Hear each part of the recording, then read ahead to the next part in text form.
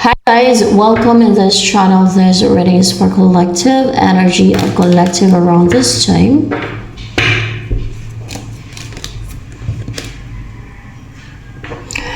Meron kang tinatalikuran, na courageous ka na tumalikod. Meron kang nilalayuan, or you're cold, no? Na lumayo, tumalikod, or courageous ka. Possible because you know the truth. Why? Baka tumatalikod ka because you know the truth? Hindi. Because pwedeng may deceit, no? Or anong reason bakit tumatalikod ka? Saan na yun? Let's see.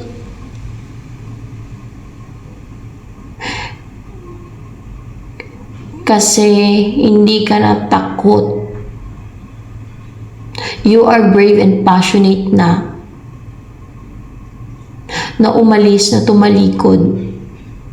Pag-alis o pagtalikod, no? Sa hindi mo matalikuran, sa hindi mo maalisan. Lately or dati. Kaya lang naman na hindi ka makaalis yan dati because of fear.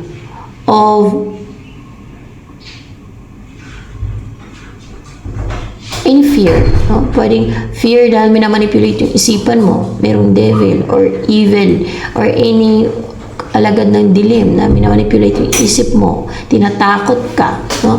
Kunwari itong devil, maaaring may nagsumon sa'yo ng demonyo, devil, ganun, para takutin ka. Ngayon, hindi ka na natingga, hindi ka na niyan mapatingga, hindi ka na niyan panatili na walang gagawing action or movement. You are brave now and flexible and driven by excitement as well. Na-excited ka, mas lalo ka siguro na-excite kapag may mga challenges, tama ba? Na ikaw na yung tao ngayon na pag may challenges, excited ka na harapin yung mga challenges na yan.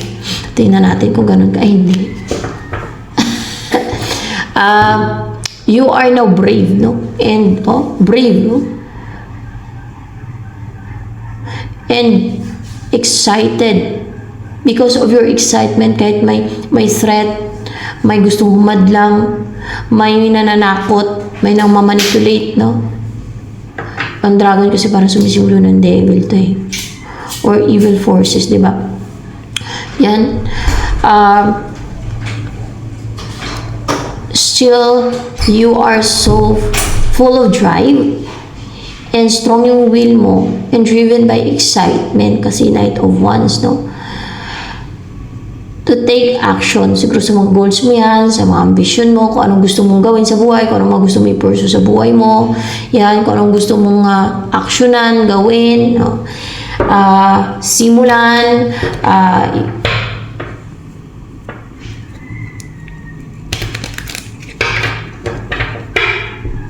ano yung gagawin mo na you're brave and excited to do it? Start or to make a move, take action.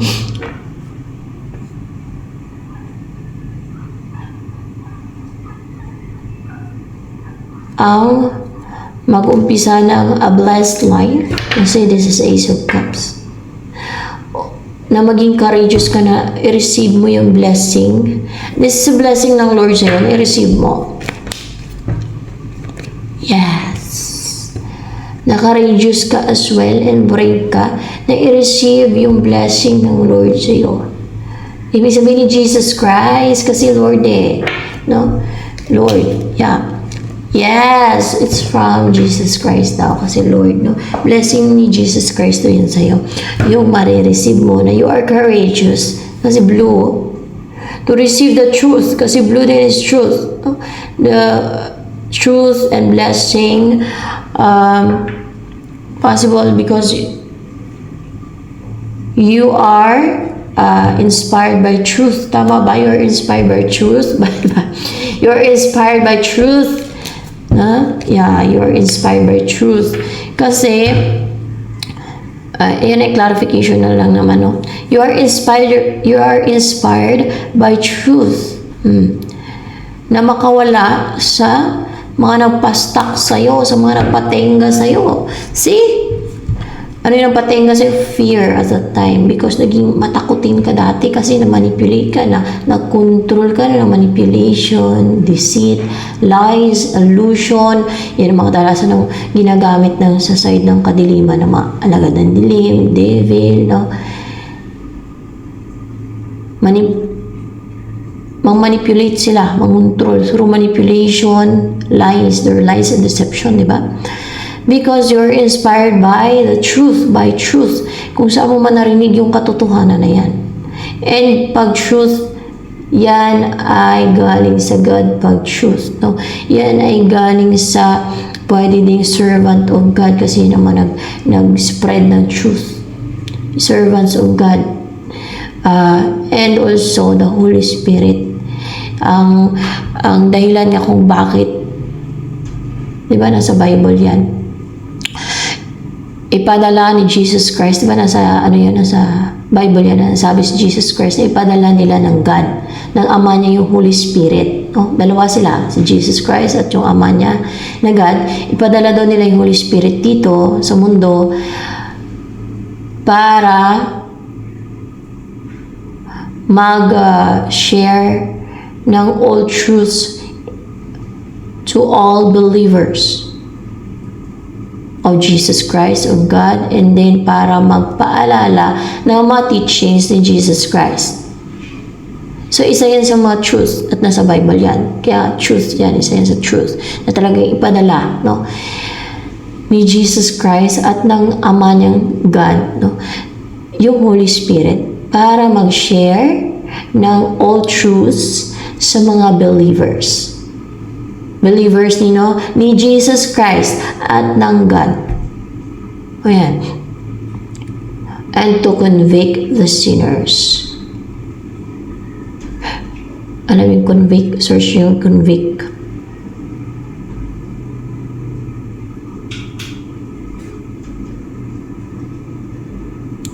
To convict the sinners na sila ay guilty at may kamarampatang parusa sa kanilang mga ginagawang mga kasalanan. Mga ganun na. Yan ang pagkukonvict. Yan. And ikaw to. No. You are courageous now to receive this blessing from Jesus Christ. So,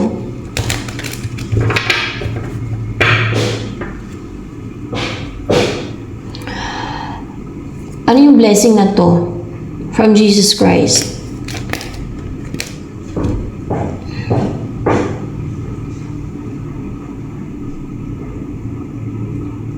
Queen of Pentacles and Reverse. This is a person. Yung blessing sa'yo. Person ba to? Hindi.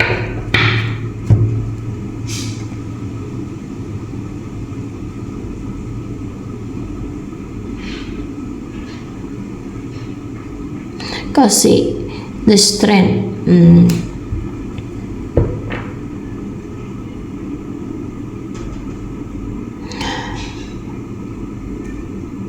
na ano to, tutulong ka sa mga tao na walang strength, walang inner strength, nakaka-experience ng financial crisis. Tingnan natin. Yeah, ito. Yeah. Yan na yun. Yun na nga yun. No? Tutulungan mo tong mga tao, no? Hindi lang isang person. So, yan ang blessing na sa'yo na siguro makareceive ka ng blessing. No? Anong blessing to matanggap mo para makatulong ka sa mga tao na walang strength, walang inner strength at mga naka-experience ng financial crisis or kahirapan sa buhay or pwedeng unstable sila, maring hindi din naman financially or pwede din financially o kaya tulungan mo sila para maging secure na sila, stable, comfortable or maging strong, pwedeng through your words, guidance, or pwedeng tutulong ka din talaga, no, sa like pagkain, mag-share ka ng pagkain. Yun ang magandang itulong pagka may pera ay pagkain. O kaya, kahit hindi naman kailangan ng pera. Kunwari may mga sobra-sobrang mga pagkain, kunwari may mga pananim ka, mga gano'n na sobra-sobra naman, no? Hindi, pamigay mo na lang, di ba? Yung iba, hindi naman lahat. Iba. Yan, yung mga ganon. So, ano itong blessing na ma-receive mo na makatulong ka sa mga walang strength, walang inner strength, sa mga feeling unsecured or uncomfortable or unstable or pwedeng naka-experience ng financial crisis or crisis sa kanilang buhay. Ano yung blessing na ma-receive mo from Jesus Christ? Let's see.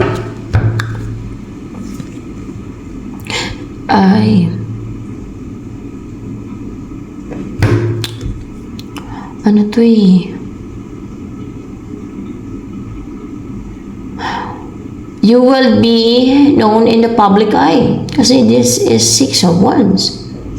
Makikilala ka ng public sa public eye, no?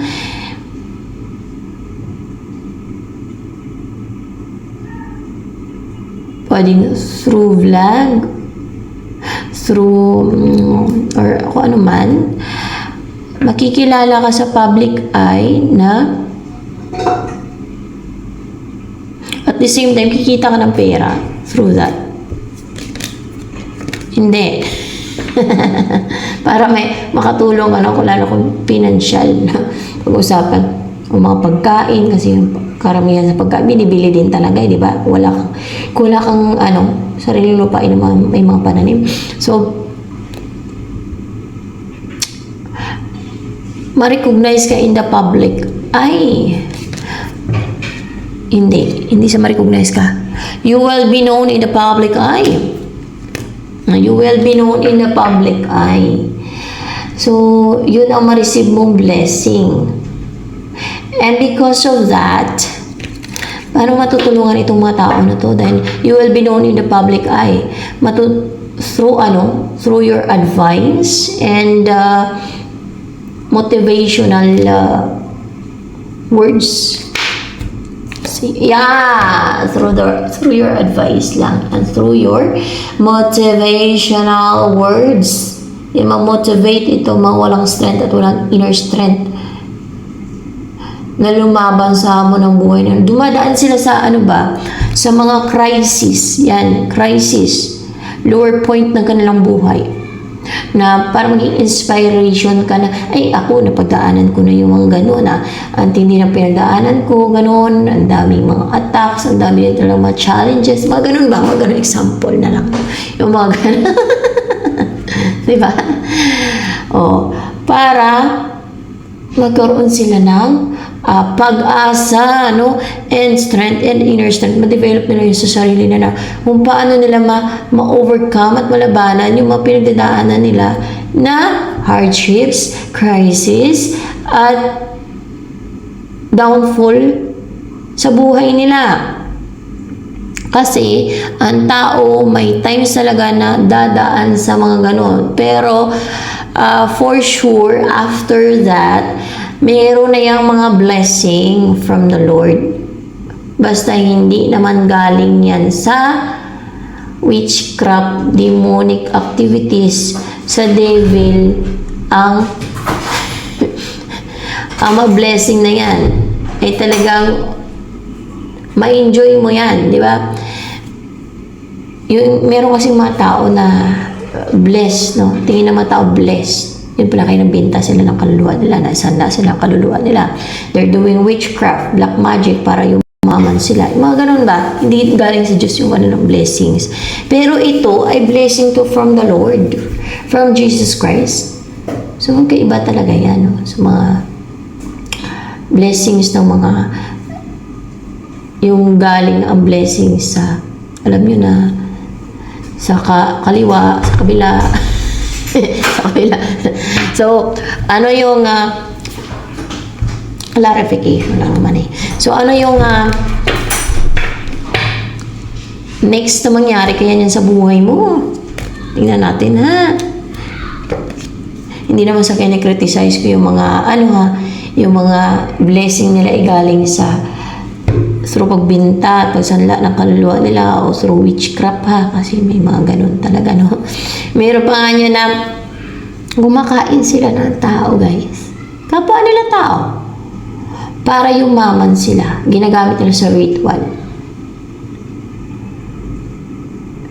Bakit ko nalaman yun? Madami yan, madami. At may nakita ko yun sa Facebook na parang tingin ko, parang aswang siya. Yung mukha niya, hindi naman sa anong gamit na siguro yung gut instinct ko ba yun? Gumana doon, gut instinct. Hindi. Intuition kong gumana doon. Parang parang aswang. Parang siyang aswang kasi yun ang nasa-sense ko eh. Parang aswang.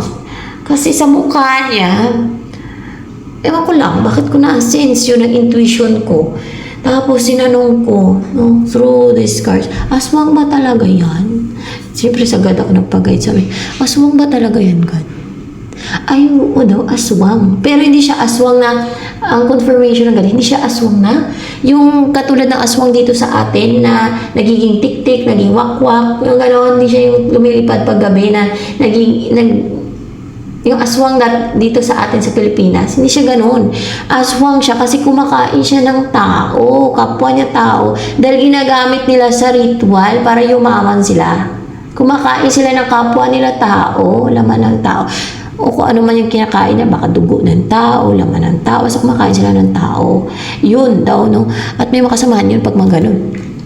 Ginagamit nila sa ritual para yumaman sila. Yun ay common sa ibang bansa. Yun ay hindi yun Pilipino, ha? Parang Mexican ata yun.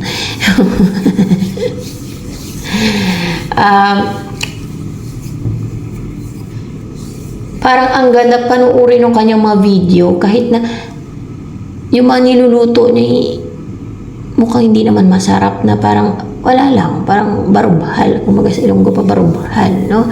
Dahil siguro yun nga, may ritual silang ginagawa, demonic, satanic. Alam nyo, ginagawa nila yan para yumaman sila, ma-attract nila yung malaking kitaan. Basta yung kita nyo, maswerte sila, madaming gusto manood ng video nila, kahit yung barubhal, yung mga video. Yung mga ganun ba? Kasi nga, ganun through that, no? Through ritual, demonic ritual. Demonic yun kasi kumakain sila ng tao eh. Yun ay, inaalay nila yung tao na yun, tapos kinakain din nila. Inaalay nila yung tao na yun, tapos kinakain din nila. Ay, ganun ang kanilang ritual. Sa ibang bansa yun, hindi yun Pilipino yung tao na yun. Babae siya. Huwag niyo nang pag-isipan, basta doon ko yun na may mga ganong ritual para yumaman sila. No? Kaya hindi galing talaga sa Diyos. Hindi galing sa kay Jesus Christ, hindi galing sa Holy Spirit, hindi galing sa God the Father in heaven. Yung mga blessings ng mga ganong tao, galing yun sa demonyo. Sa sinasamba ng demonyo, Diablo, fallen angels, mga ganyan, evil entities. So, ayan.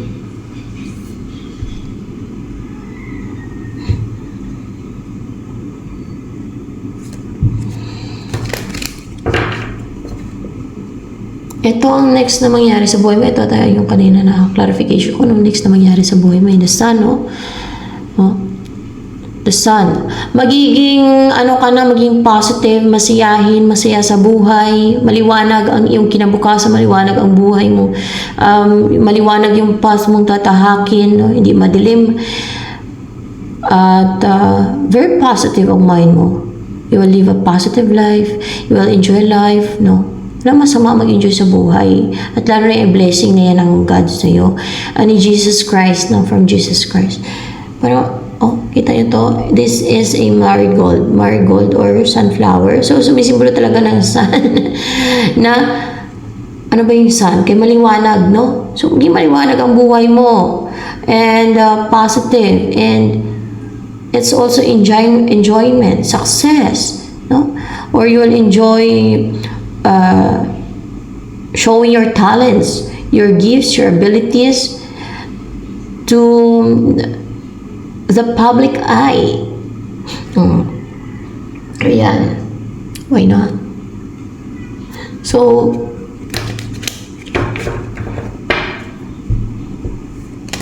ano ang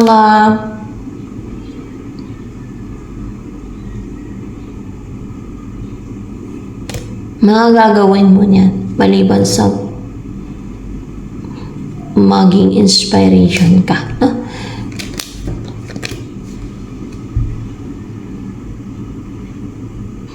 May gagawin ka na para hindi na maging defensive ang mga tao. Let's see. No.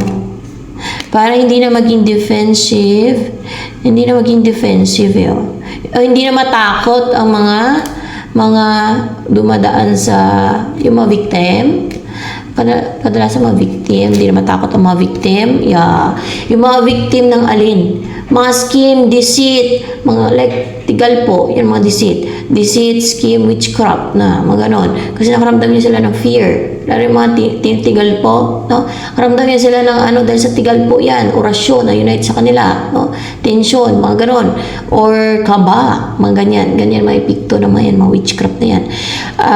Kaya gustong gawin o gawin niya ng mga gumagawa niyan. Hindi na sila makaramdam ng fear, takot, no? So, tutulungan mo sila, yung mga victim, no?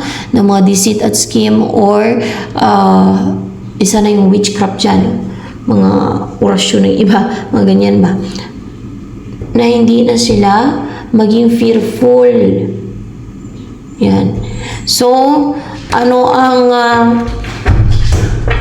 darating sa love life mo naman? Love life. Itong magre-raise, madami. Isa lang. Your destiny, yung destined person mo na yung naka-destined na person sa'yo, ay destiny ba ang tawag dito? O ano ba ang tawag dyan? Tinakda ng God na magsama kayo sa isang bahay. Baka ganun na. Hindi. Ano yan? Tinakda ang Jesus Christ na magsama kayo sa isang bahay? Hindi.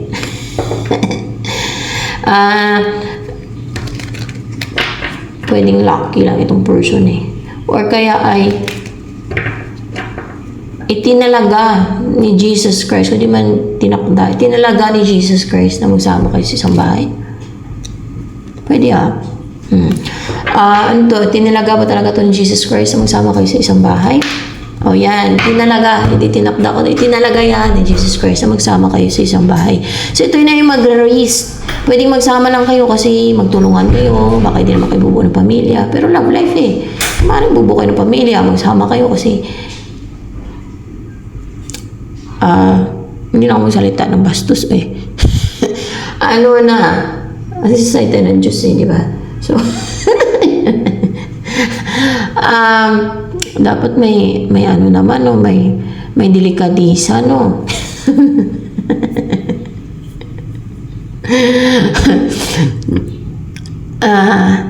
Na magsama sa isang bahay kasi syempre bubuo na kayo ng pamilya. Oh.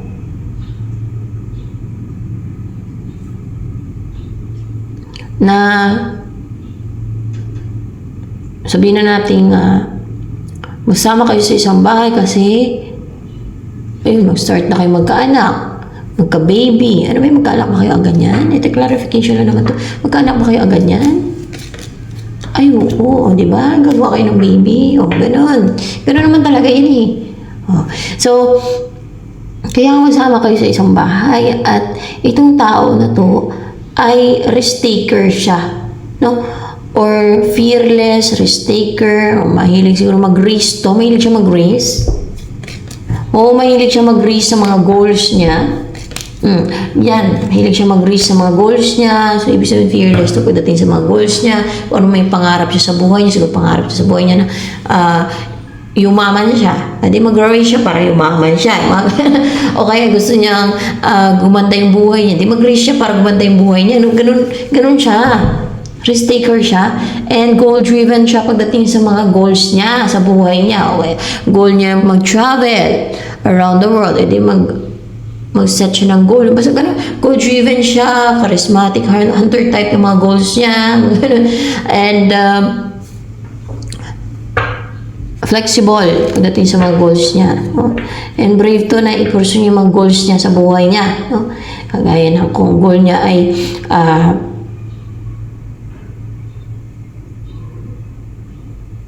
kadalasan ang goal ng tao yung mama, no? O kaya ay mamuhay siya ng masaya, o kaya may gusto siyang ma-achieve na goal. Kung anong mga goal niya, yan, nagiging ano talaga siya, yung brave and pursuer siya ng goal niya. And charming to ha, kasi King of Wands or charismatic siya na tao. Yan. Yan daw ang darating. Anong gagawin niya towards you? Two of Swords.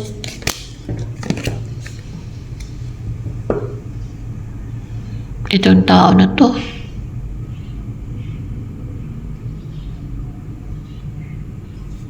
Clouded din yung judgment mo. Hindi.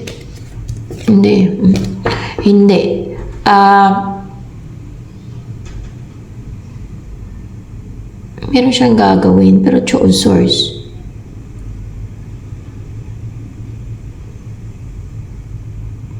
Kasi yung Two of Swords dito. So, tatargetin ka niya para magkaroon ng yung beginning sa inyo. O, tatargetin ka niya. Yung Two of Swords kasi dito may tinatarget yung Two of Swords. So, tatargetin ka niya. Bullseye ka. Yan. Diba hunter type siya? Ikaw yung target niya. Na ma-hit ka niya na ma-hit ka, ma-bullseye ka. Parang ang target niya katulad nito. O, tatargetin ka niya. No? Kung kahit nakapiring ang mata. O, kumari, para may thrill. Tatargetin ka niya, huntingin ka niya, hanggang sa magkaroon ng new beginning sa inyo. Ganyan. This is new beginning. So, the world in reverse. No? So, yan.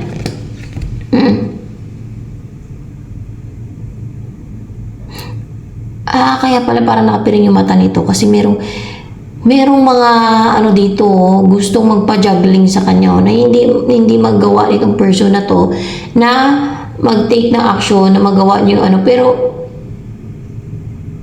subukan hanggang sa ma-hit yung target niya na magkaroon kayo ng new beginning kasi merong mga alagad ng dilim dito na superior na pinapa-juggling siya, so pinapa-clouded ang judgment niya, no? Para pigilan daw siya, para hadlangan daw siya. Ayan, mga alagad ng dilim, alagad ng dilim, may ginagawang mga ritual tumato para pigilan yung makapag-take na action, yung makapag-receive ng tao na to sa'yo.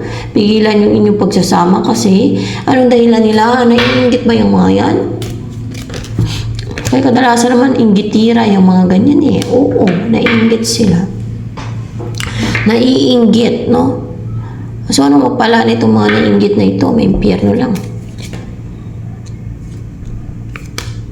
Upright ba to? Yan ba mapala ng mga naiinggit na to? Ng mga nagre-ritual na yan? Impyerno lang. So yan na nga may impyerno. Pupunta sila sa malayo sa impyerno. Ano ba yung mangyari sa kaluluwa nila sa ginagawa nila na yan? Sinusunod nila inggit, pagka-evil. The root of all evil is envy or inggit. When there is witchcraft, there is envy. They are fueled by envy. Yan ang simula ng evil.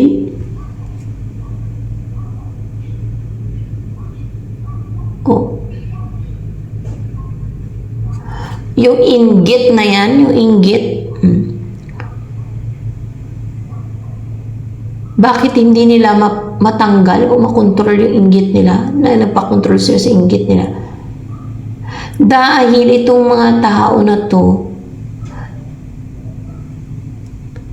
ewan ko tao ba tumato? Kasi nagre-ritual ay nagpasakop to sa kadiliman at ito yung mga tao na kung tao man sila, walang sense of right and wrong. Ito yung mga tao walang discernment. Ito yung mga tao na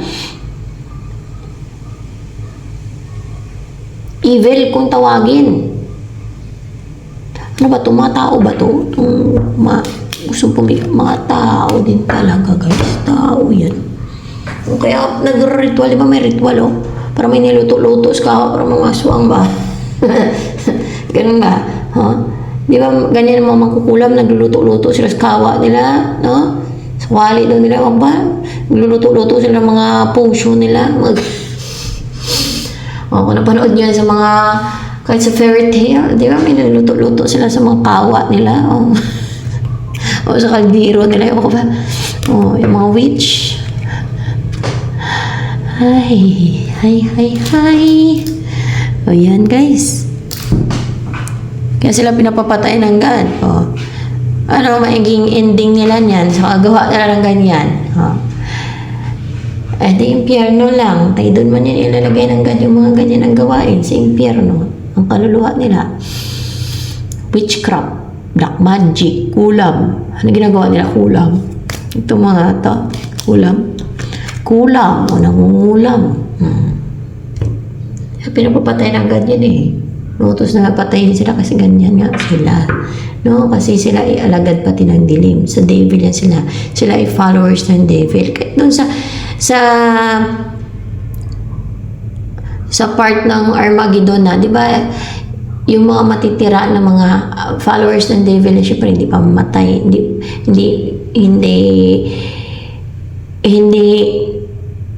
pa namatay, na buhay pa at that time, no?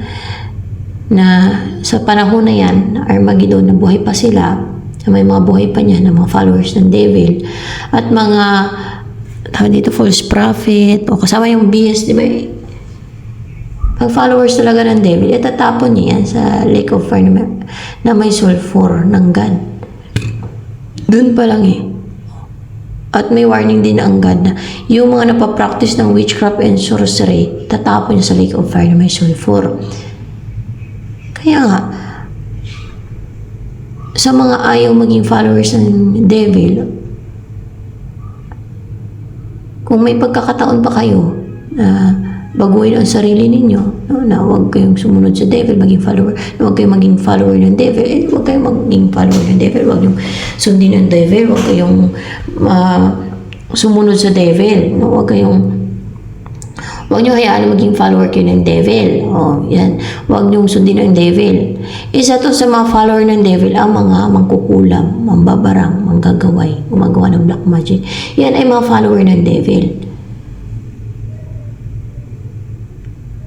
Dahil ba sa reading na to, yung magmagawa ng witchcraft na iba, magbabago ba sila? Tingnan natin kung may mababago sa kanila. Ha? Meron ba? Meron naman pala eh. Kasi they will see the truth or they will hear the truth. No? Na yung lahat ng followers ng devil ay itatapon sa lake of fire na may sulfur kasama nung mga fallen angels sa Armageddon yun na.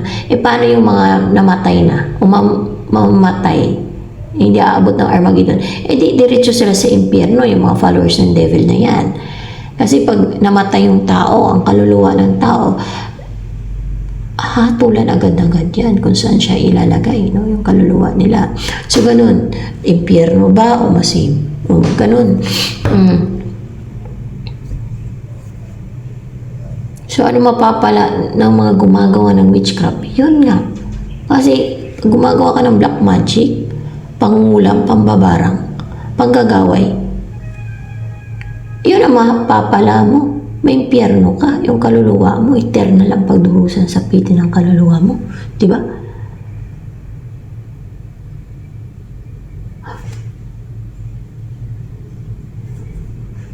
At yun ang nasa Bible eh. Yun ang warning ng God eh. Yun ang sabi ng God eh. Actually, hindi lang naman mangkukulam ang babarang manggagaway ang follower ng devil. Madami. May aswang pa. Yung mga gumagawa ng mga evil, they continue keep doing evil. Diba? Yan ang mga example. So, madaming evil na ginagawa ng mga tao, nilalang dito sa mundo. So, number 1 na yung witchcraft. And Matawag pa nga yan yung mga mangkukulam, mambabarang manggagawin nila, apprentice ng devil. Yan. So,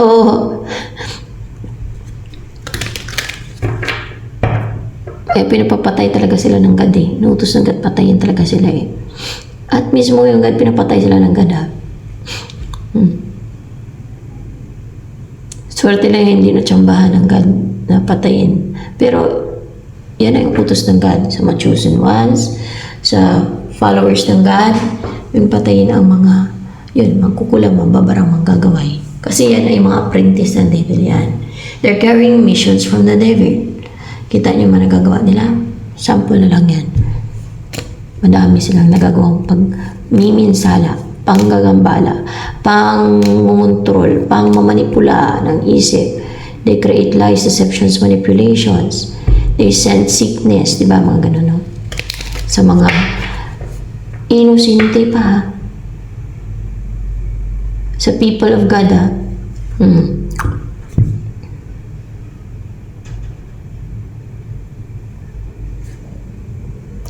Ano naman ang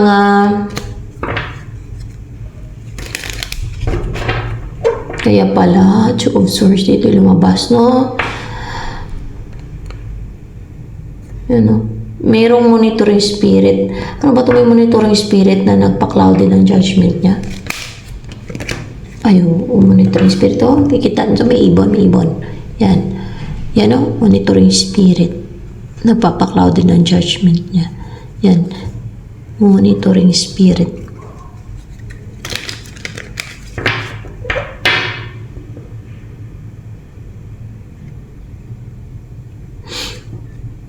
And, of course, galing niya sa mga ritual, sa mga magkukulam. Diba? Lumabas dito. So, ano yung magkukulam? Mabarang magkakaway, mga ganyan. So, ano yung next na magawa niya kahit na ganyan? May monitoring spirit ng pa-cloud na kanyang judgment. Ito ang next na magawa niya.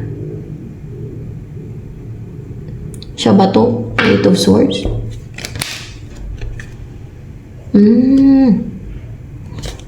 Yan ang next na magawa niya. Wala siya magawa? Meron na. Ibig sabihin, meron siyang ma-restrict itong itinalaga ng Diyos sa'yo. Makapang-restrict na siya.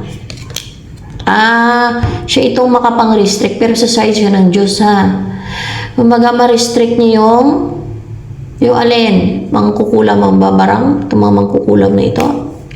Baka yan ang, oo. Yan. Ma-restrict niya itong mga mangkukulam na ito. O mga, yan. Ma-restrict niya, magawa niya. Through sa pagpa-clouded ng mga mangkukulam na to, ng mga babarang mangkukulam na yan. Sa isipan, sa judgment, sa thoughts ng person na yun na nakatalaga na magsama kayo sa isang bahay. Doon yun ma-discoveryhan. Tama ba? Ma-discover yung kakailan niya, mga pang-restrict siya sa mga mangkukulam. Oo, doon yan ma-discoveryhan. Kaya inalaw ng God yan para ma-discoveryhan yung kakailan niya. Na kaya niya palang mang-restrict ng mga mangkukulam.